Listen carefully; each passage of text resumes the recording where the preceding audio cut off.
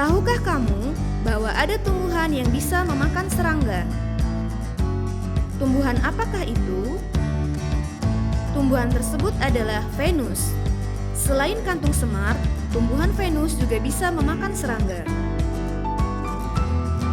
Fakta unik yang kedua, bunga terbesar di dunia bisa ditemukan di Indonesia, tepatnya di daerah Riau. Bunga bangkai mengeluarkan bau busuk untuk memikat serangga seperti lalat agar membantu proses penyerbukan. Fakta unik yang ketiga, ternyata tanaman memiliki perasaan. Sama seperti manusia, tanaman juga bisa mengalami stres yang diakibatkan oleh perubahan lingkungan seperti kekurangan air dan cahaya matahari. Bahkan, tanaman senantiasa bertasbih memuji Allah. Hal itu menunjukkan tanaman memiliki perasaan, bukan?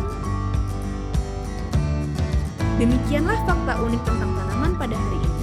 Untuk mengetahui fakta-fakta unik selanjutnya, marilah kita masuk ke pembelajaran IPA. Pada hari ini, kita akan mempelajari tentang perkembangbiakan tumbuhan secara generatif. Nah, salih-salihah, tolong disimak video yang berikut ini. Setiap makhluk hidup mengalami perkembangbiakan atau yang dikenal dengan reproduksi, yakni suatu proses yang bertujuan untuk memperbanyak makhluk hidup jenis tertentu. Sama seperti dengan manusia dan hewan, tumbuhan juga melakukan perkembangbiakan agar melestarikan jenisnya. Perkembangbiakan tumbuhan dibagi menjadi dua cara. Yang pertama adalah generatif, yakni perkembangbiakan yang melalui perkawinan atau penyerbukan antara benang sari dan putik. Kedua, secara vegetatif, yakni perkembangbiakan tanpa perkawinan maupun penyerbukan. Perkembangbiakan tumbuhan secara generatif memiliki beberapa ciri. Yang pertama, ada perkawinan atau penyerbukan antara benang sari dan putik. Yang kedua, mempunyai biji. Dan yang terakhir, alat perkembangbiakannya berupa bunga. Sebagai alat yang sangat penting dalam proses perkembangbiakan, marilah kita mengenal bagian-bagian bunga.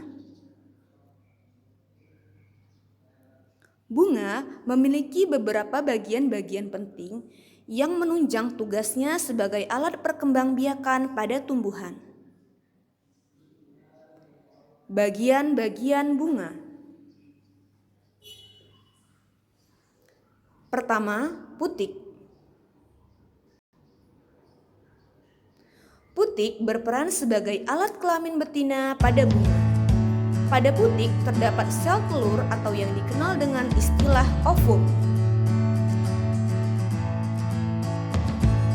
Bagian selanjutnya adalah mahkota bunga. Mahkota bunga biasanya berwarna cerah untuk menarik perhatian serangga agar datang dan membantu proses penyerbukan. Bagian ketiga, benang sari. Benang sari merupakan alat kelamin jantan pada tumbuhan. Pada benang sari mengandung sel kelamin jantan yang disebut dengan sperma.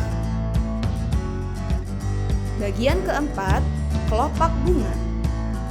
Kelopak bunga merupakan bagian bunga yang paling luar dan melindungi bunga pada saat masih kuncup. Dan yang terakhir adalah bagian tangkai bunga. Tangkai bunga merupakan bagian yang menghubungkan antara bunga dengan batang.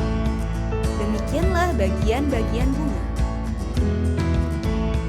Perkembangbiakan generatif atau secara kawin terjadi melalui proses penyerbukan dan pembuahan. Perkembangbiakan ini diawali dengan proses penyerbukan. Penyerbukan adalah melekatnya atau jatuhnya serbuk sari ke kepala putik. Serbuk sari berperan sebagai alat kelamin jantan dan putik berperan sebagai alat kelamin betina. Setelah mengalami penyerbukan, selanjutnya terjadilah proses pembuahan. Serbuk sari akan masuk ke ruang bakal biji melalui buluh serbuk sari. Selanjutnya terjadilah proses pembuahan. Proses pembuahan adalah peleburan serbuk sari atau sel kelamin jantan dengan kepal putik atau sel menjadi pembuahan, akan dihasilkan zigot. Zigot berkembang menjadi bakal biji. Dan bakal biji akan berkembang di dalam bakal buah. Bakal buah terlindung di dalam daging buah. Apabila telah dewasa, maka biji dapat menjadi tanam baru bila ditanam di media tertentu seperti tanah, kapas, atau sejenisnya. Contoh tanaman yang dapat berkembang biak dengan perkembangbiakan generatif antara lain adalah pepaya, jagung, mangga, apel, jeruk, salak, durian, dan padi. Berdasarkan asal serbuk sarinya, penyerbukan dibedakan menjadi 4 macam. Yang pertama adalah penyerbukan sendiri. Penyerbukan sendiri terjadi bila serbuk sari jatuh di kepala putik pada bunga yang sama. Kedua, penyerbukan tetangga. Terjadi bila serbuk sari jatuh di kepala putik pada bunga yang masih satu tumbuhan. Ketiga, penyerbukan silang. Terjadi bila serbuk sari jatuh di kepala putik pada bunga yang masih sejenis tetapi berbeda tumbuhan. Dan terakhir, penyerbukan basta. Terjadi apabila serbuk sari jatuh di kepala putik pada bunga yang berasal dari tumbuhan yang berbeda varietasnya. Berdasarkan perantaranya, penyerbukan dibedakan menjadi beberapa macam. Yang pertama adalah penyerbukan yang dibantu oleh hewan atau dikenal dengan istilah zoidiogami. Hewan yang dapat membantu penyerbukan antara lain seperti serangga, lebah, kupu-kupu, kelelawar, bahkan burung bisa membantu proses penyerbukan.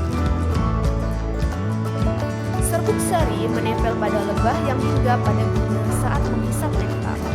Selanjutnya, lebah berpindah dari bunga satu ke bunga lain yang sama jenisnya. Serbuk sari yang terbawa oleh lebah menempel pada putik bunga lain, dan terjadilah proses penyerbukan. Selain dibantu hewan, penyerbukan juga dibantu oleh air. Biasanya penyerbukan ini terjadi pada tanaman yang hidup di air, seperti enceng gondok atau teratai.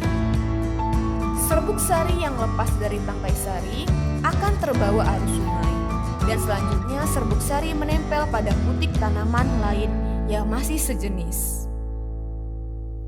Yang ketiga, anemogami atau penyerbukan yang diperantarai oleh manusia.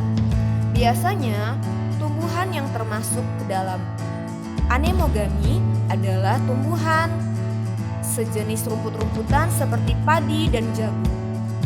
Tiupan angin membuat serbuk sari terlepas. Serbuk sari terbawa angin dan selanjutnya serbuk sari menempel pada putik bunga lain. Dan terjadilah penyerbukan.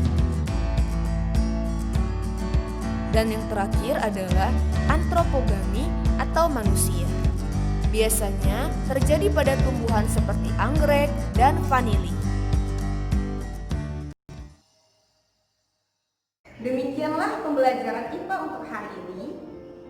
Semoga ilmu yang kita peroleh bermanfaat bagi kehidupan kita. Sebagai tugas untuk anak-anak di rumah, carilah 10 tumbuhan yang ada di sekitar lingkungan rumahmu, lalu kelompokkan. Apakah tumbuhan tersebut tergolong ke dalam tumbuhan yang berkembang biak secara generatif atau tidak? Nah, setelah kamu cari, tulislah di dalam buku latihanmu dan kirim ke Ustazah Wirdona ke nomor handphone berikut ini. Demikianlah